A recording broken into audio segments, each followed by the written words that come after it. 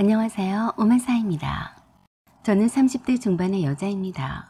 세상을 살다 보니 별일도 다 있기는 했지만 어디 드라마에나 나올 법한 일은 별로 겪어보질 못해서 그러려니 했었는데 실제로 영화보다 더한 일을 겪게 되고 보니 기가 막혔습니다.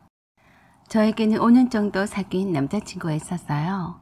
오랫동안 사귀었지만 서로가 자기 식구들에 관해서 말을 하지 않았었던 것 같아요. 특히나 제가 저희 집에 관한 말을 꺼려하긴 했습니다. 친구들이 엄마나 아빠나 동생 그리고 언니나 오빠 얘기를 하면 나와 먼 세상에 사는 사람들의 얘기인 것만 같았거든요.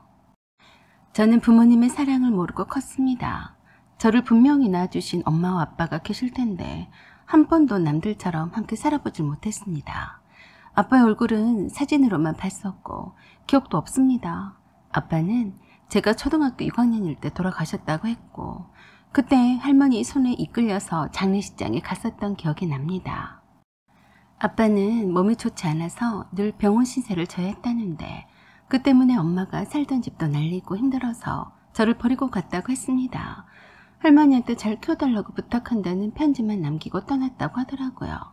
데리러 오겠다는 말도 없는 걸 보니 분명히 남자가 있는 것이 틀림없다고 하셨어요. 그때도 다들 저에게 보다도 할머니에게 손녀딸을 키우느라 고생이 많겠다고 위로하곤 했었지만 아무도 저에겐 관심을 갖지 않는 것 같았어요. 그때는 저도 다 컸다고 생각을 했었고 돌아가는 상황들은 대충은 이해할 수가 있었는데 모두들 저를 보면서 그러더라고요. 얘 엄마는 얘를 아직도 보러 안 왔어요. 독하네 독해. 팔자 고치려고 자식까지 버리고. 에휴 설마 자기 자식 새끼인데 몰래 만나는 거 아니에요? 세연아, 너 혹시 엄마랑 만난 적은 없니? 그런 말을 들을 때마다 저는 주눅이 들었고 싫었어요. 엄마는 제가 6살 때 할머니 말을 잘 듣고 있으라고 하면서 마시러 나가는 것처럼 하고 나갔습니다. 그 뒤로 오지 않았어요. 그 뒤로 할머니가 저를 키우셨는데 늘 할머니가 엄마 얘기만 하시기만 하면 저를 버리고 팔자 고치러 갔다고 하시면서 아빠가 엄마를 만나지 않았으면 그렇게 병치레도 하지 않았을 것이고 허망하게 일찍 가지 않았을 거라고 하셨어요. 큰아빠와 작은아빠도 저를 볼 때마다 할머니와 똑같이 한숨을 쉬면서 엄마가 대책 없이 저를 버리고 갔다고 원망을 하곤 했습니다. 그리고 저를 귀찮은 듯 짐작 취급을 했어요. 그래서 왠지 모르게 친척분들이 오면 저도 모르게 방이 구석진 곳에 가서 갈 때까지 숨어있곤 했습니다.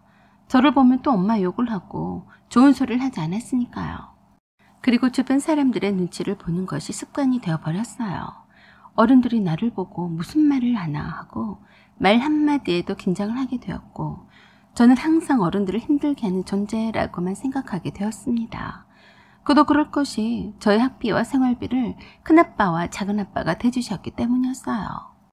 큰아빠와 작은아빠가 할머니에게 매달 보내주는 생활비로 살아가고 있었으니까요. 내 또래 사촌들은 부모의 울타리 속에서 행복해하는데 저는 부모가 없으니까 천덕꾸러기처럼 아무에게도 관심을 못 받는다고 생각했습니다. 저는 부모가 있는 그들이 늘 부러웠어요. 어린이날이나 TV에서 공원에서 손잡고 가족과 함께 나들이를 가는 장면을 볼 때마다 나와는 다른 세상에 사는 사람들 같았습니다. 잠이 들기 전에 늘 그런 꿈을 꾸게 해달라고 빌기도 했었고 상상도 했었죠. 그래도 다행히도 저에겐 할머니가 계셔서 그나마 괜찮았어요. 이 세상에 할머니마저 계시지 않았다면 저는 누구를 의지하고 살았을지 생각만 해도 아찔합니다. 저에게는 할머니가 엄마나 마찬가지였어요. 비록 시골 총구석에서 할머니와 단둘이 살았지만 나름 행복했습니다. 제가 외롭지 않게 저를 잘 키워주셨고 사랑을 듬뿍 주셨어요. 할머니 덕택에 부모님이 계시지 않았어도 저는 그늘이 없었습니다. 제가 시골에서 고등학교를 졸업을 하고 친구 따라서 도시에 있는 과자 제조 공장에 취업을 했습니다. 돈을 많이 벌어서 할머니를 호강시켜 드리겠다고 호언장담을 하면서 할머니에게서 떠나올 때는 눈물이 많이 나더라고요. 돈을 많이 벌어서 할머니를 모시러 오겠다고 하면서 건강을 잘 챙겨야 한다고 다짐을 하고 또 하고 하면서 떠나왔었죠. 휴일 때마다 시골에 내려가서 할머니 영양제도 사다 드리고 옷도 사다 드리고 할머니랑 장날에 맛있는 것도 함께 사 먹기도 했습니다. 그러다가 공장의 월급이 너무 적어서 그만두고 맛집으로 대박난 큰 식당에 들어가서 서빙 일도 했고 주방 일도 하면서 닥치는 대로 가리지 않고 일을 했습니다. 몸은 힘들어도 급여가 조금 더 나았었기 때문이고 일하는 직원도 많았는데 음식 만드는 법도 배울 수가 있어서 할만했습니다. 그리고 무엇보다도 숙식을 해결해 주니까 그 돈도 아끼게 되었고요. 어린 나이였지만 저에겐 의지할 만한 것은 할머니와 돈뿐이었어요. 나날이 나이가 들어가면서 노쇠해지시는 할머니를 잘 모시려면 돈이 꼭 필요했고 돈만이 내가 확실하게 기댈 수 있는 것이라고 생각해서 열심히 돈을 모으려고 했습니다. 그리고 틈틈이 야간에 제거 제빵 기술 학원에 다니면서 제빵 기술도 배웠습니다. 그렇게 미친 듯이 열심히 일하고 저축을 한 탓에 시골 읍내에서 멀지 않은 길가 쪽에 시골집을 싸게 사들여서 아주 눈에 띄는 색상으로 이쁘게 페인트칠을 하고 시골 컨셉에 어울리지도 않는 전등도 달고 화사하게 꾸민 빵집을 열었습니다. 처음에는 할머니와 더 이상 떨어져 살기 싫어서 함께 살려고 공유를 하다 보니 시골의 빵집이 흔치 않다는 생각이 들어서 들어가는 시설비를 최소화해서 한번 해보자는 생각이었어요. 그런데 대박이 났습니다. 읍내에 제과점이 있긴 했지만 저희 빵집으로 사람들이 미어 터지도록 찾아와 줬어요. 빵 종류도 다양하지도 않았는데 맛있다고들 하더라고요. 새벽부터 일어나서 빵을 만드는 일이 힘들기는 했지만 빵이 잘 팔리니까 시인이 나서 일을 했고 조금씩 가게를 리모델링도 하면서 허름한 분위기와는 반전되는 카페 분위기를 내어서 멀리서 찾아오는 손님들을 위해서 음료수도 팔았습니다. 1년 365일을 돈은 쓰지도 않고 모으고 있으니까 살맛이 났습니다. 그때 빵가게 단골이었던 지금의 남친을 만났어요. 남친은 읍내에 출퇴근을 하면서 한 번씩 지나치지 않고 빵을 사러 오곤 했습니다. 혼자서 사람도 쓰지 않고 고군분투하며 바쁘게 빵도 팔고 커피나 음료도 파는 것을 보면서 한 번씩 도와주다가 친해지게 되었습니다. 하루도 빵가게를 쉬어본 적이 없으니 남친이 휴일에는 와서 주인처럼 도와주었어요. 휴일에는 제가 감당이 안 될 정도로 바빴기 때문에 도움의 손길을 마다하지 못했습니다. 그런 인연으로 그와 가게 안에서 자연스럽게 알콩달콩 사랑을 키워가게 되었어요. 그러던 어느 날 남친이 프로포즈를 해왔습니다. 언제까지 빵가게에서 한 발짝도 나가지 않고 살 생각이냐고 했고 결혼도 생각이 없던 제게 결혼할 마음도 갖게 했어요.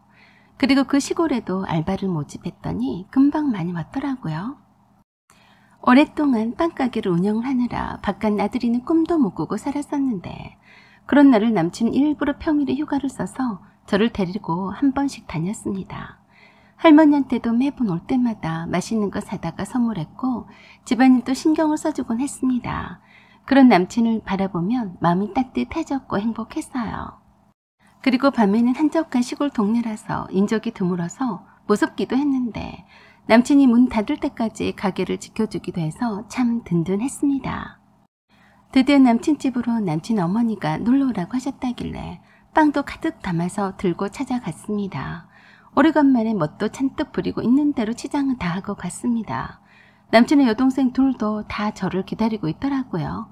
저는 좀 흥분이 되었습니다. 외롭게 자란 제가 남친과 결혼을 하게 되며 이 많은 식구들과 한 가족이 된다는 사실에 무척이나 행복했습니다. 이미 남친과는 5년이나 사귀어 왔으니 저에 대해선 웬만큼 다 알고 있으리라 생각했어요. 그런데 그건 제 생각뿐이었습니다. 지지리도 복도 없이 태어난 제가 그런 꿈만 같은 생각이 진짜로 이루어질 거라고 생각한 자체가 바보였습니다. 제가 남친 집에 놀러 가는 것 뿐이었는데도 남친의 가족 모두가 저를 기다리고 있었어요. 제일 먼저 문을 열어주는 사람이 남친의 엄마였습니다. 왠지 낯설지 않은 남친 엄마는 처음 본 순간부터 가슴에 콩 하고 무거운 것이 내려앉는 그런 느낌이었어요. 저는 엄마를 잊었다고 생각했었는데 바로 엄마를 알아보겠더라고요. 그래도 설마 긴가민가 했습니다. 그럴 리가 없다라고 생각했어요. 남친의 나이가 저보다 4살이나 위인데 그럴 리가 없다라고 생각했습니다. 그때까지도 남친에게서 가족에 관해서 여동생이 둘이 있다는 말 이외에는 들어본 적이 없었고 저도 물어보지도 않았다는 사실을 깨닫게 되었습니다. 아마도 닮은 사람일 거야 라고 생각을 했습니다. 남친의 아버지가 저희 가족관계를 모르셨어요. 남친에게서 들어서 알고 있을 텐데도 다시 한번 물으시더라고요. 그래도 엄마가 어렸을 때 나를 버리고 도망갔다고 말하고 싶지 않아서 그냥 엄마는 재혼했다라고만 했어요. 줄곧 할머니 손에서 자랐다고 말씀을 드렸습니다. 그러면서 남친의 엄마 얼굴을 쳐다봤는데 아무런 동요도 보이지 않더라고요. 그래서 그럼 그렇지, 그냥 닮은 사람인가 보네 라고만 생각했습니다. 그런데 남친의 엄마가 그러더라고요. 그러면 엄마랑은 연락을 하고 지내나요? 아무리 그래도 그 어린 나이에 헤어졌어도 연락은 하고 살았겠죠? 아니요. 한 번도 연락도 없이 어떻게 지냈는지 모르고 살았어요. 뭐라고요? 아니 그러면 완전히 고아처럼 살았단 말이에요. 어째서 말하는 토가 남의 자식일처럼 냉정하게 말하더라고요. 남친의 아버지가 바로 남친 엄마에게 어허 참, 고아가 뭐야 고아가? 어머니가 살아 계시다잖아. 살아있으면 뭐해요? 부모 없이 자랐으니 고아라고 한 거죠. 라고 하면서 살면서 힘이 되는 것이 부모가 뒷배경이 되어주는 것인데 라고 말하면서 혀를 찼습니다. 그러자 남친이 그러는 남친 엄마에게 바로 대들듯이 한마디 했습니다. 걱정 말아요. 저도 부모가 있어도 없는 이만 못하게 뒷배경도 못해주는데 이 자리에서 그게 할 소리예요? 그러자 남친 엄마가 날카롭게 남친을 째려보면서 그러더라고요. 너 뭐라고 했니? 이제까지 애써서 키워줬더니 고작 그렇게밖에 말 못하니? 어쩐지 둘 사이가 일촉즉발로 터질 것 같은 시한폭탄처럼 불안해 보였어요. 머지 사이가 꽤 좋지 않아 보였었죠. 그리고는 남친 엄마가 하는 소리에 제 귀를 의심했습니다. 네가 나를 엄마로 생각하지 않아서 네가 결혼하든 말든지 상관을 하지 않으려고 했는데 솔직히 말해서 누가 고아인 며느리를 기분 좋게 맞이한다던? 그러자 남친의 아버지가 더 큰 소리로 조용히 하라고 했어요. 그랬더니 남친이 남친 엄마를 노려보면서 그러더라고요. 고아라고요? 누가 고아라고 함부로 말하세요? 말 함부로 하지 마세요. 매야? 그게 오랜만에 만난 엄마한테 할 소리냐? 그러자 남친이 헛웃음을 지으면서 그랬습니다. 엄마라고요? 당신이 왜 내 엄마예요? 우리 아빠랑 살면서 나를 얼마나 미워했으면서 감히 엄마라고 말해요? 참, 저를 가운데 두고 남친 엄마와 남친 언성을 높이는데 참 불편하더라고요. 그때 처음 알았습니다. 남친 엄마는 새엄마라는 사실과 남친과는 사이가 매우 좋지 않다라는 사실을요. 그래서 가족에게는 두 여동생들 말고는 하지 않았던 거고요. 남친의 진짜 엄마는 새엄마와 남친의 아버지가 바람을 피는 바람에 고통을 받으시다가 남친의 아버지가 새엄마와 살림을 살게 되면서부터 우울증에 시달리다가 불행하게도 교통사고를 당해서 하늘나라로 가셨다고 했습니다. 그때도 남친의 아버지가 새엄마와 살림을 차리고 살면서 집에 들어오지 않는 날이 많았는데 엄마가 참다가 화를 주체를 못하고 새엄마에게 전화를 해서 퍼부었더니 지금의 새엄마가 그랬다더라고요. 옆에 있지도 않는 남편이 남편이니? 그러지 말고 빨리 이혼이나 하지 그러니? 나 임신했으니까 빨리 와서 도장이나 찍어. 바람을 피는 주제에 오히려 당당하게 직접 와서 살림 차리고 사는 것을 구경도 하고 이혼 도장 찍고 가라는 말에 화가 머리 끝까지 나서 비가 억수로 쏟아지는 그 밤에 남친의 아버지를 찾으러 나갔다가 어두운 밤길에 사고를 당했다고 했습니다. 그날 밤에 남친의 엄마가 억장이 무너진다면서 남친에게 도저히 이렇게는 못 참겠다고 하시면서 나가는 것을 생생하게 기억한다고 했습니다. 그때 남친이 남친의 어머니를 끝까지 나가지 못하도록 말렸었어야 했는데 그러지 못한 것을 두고두고 후회한다고 했습니다. 남친의 어머니가 그렇게 슬프게 하늘나라로 떠나갔는데 곧바로 새엄마라고 들어온 여자를 곱게 볼 수가 있었겠냐고 하더라고요. 남친도 참 외롭게 불우한 환경에서 자랐다고 생각하니까 짠했습니다. 하필 내 진짜 엄마가 남친의 새엄마라니. 이게 무슨 운명의 장난질인가 싶었습니다. 복도 없어도 이렇게도 없는 사람은 세상에 저밖에 없을 거라고 생각했어요. 이렇게 형편없는 나를 낳아준 진짜 엄마가 이런 사람이었다니. 차라리 몰랐으면 더 좋았을걸. 알고 나니 더욱 나 부끄럽더라고요. 남친과 남친의 새엄마와 언성이 높아지자 제가 일부러 남친의 방에 데리고 가서 이 같은 사연을 남친에게서 처음으로 들을 수 있었어요. 그래서 저도 엄마에 관해서 들려주었습니다. 사실은 엄마가 냅다 버리고 갔다라고요. 그리고 말했습니다. 날 버리고 갔던 엄마가 새엄마랑 어쩜 그리도 똑같이 닮았는지 모르겠다고 했어요. 그리고 제가 새엄마 이름이 어떻게 됐느냐고 물었는데 김영순이라고 했어요. 저는 깜짝 놀랐습니다. 이건 우연일 수가 없다고 생각했어요. 저를 버리고 갔던 엄마 이름과 똑같았거든요. 그래서 남친이 잠깐 아버지를 불러오겠다고 하더니 아버지를 데리고 와서 저에게 말했습니다. 20여 년 전에 너를 버리고 떠났다던 엄마 이름이 김영순 씨가 맞는 거지. 그래서 그렇다라고 말했는데 남친 아버지가 남친의 새엄마의 젊었을 적 사진을 들고 와서 기억하겠냐고 물었습니다. 저는 지갑 속에 넣어서 갖고 다니던 엄마의 그 옛날 사진을 보여줬어요. 남친 아버지는 깜짝 놀라서 말씀하시더라고요.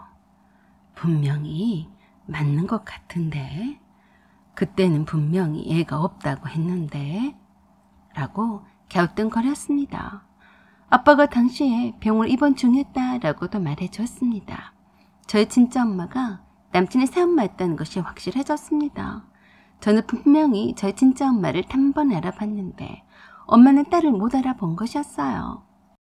저희 엄마는 병상에 누워있는 아빠를 버리고 유부남이었던 남친 아버지와 살림 차리고 살려고 딸이 있다는 것도 숨겼고 거기에다가 냉정하게 버리고 떠난 것이 확실했습니다.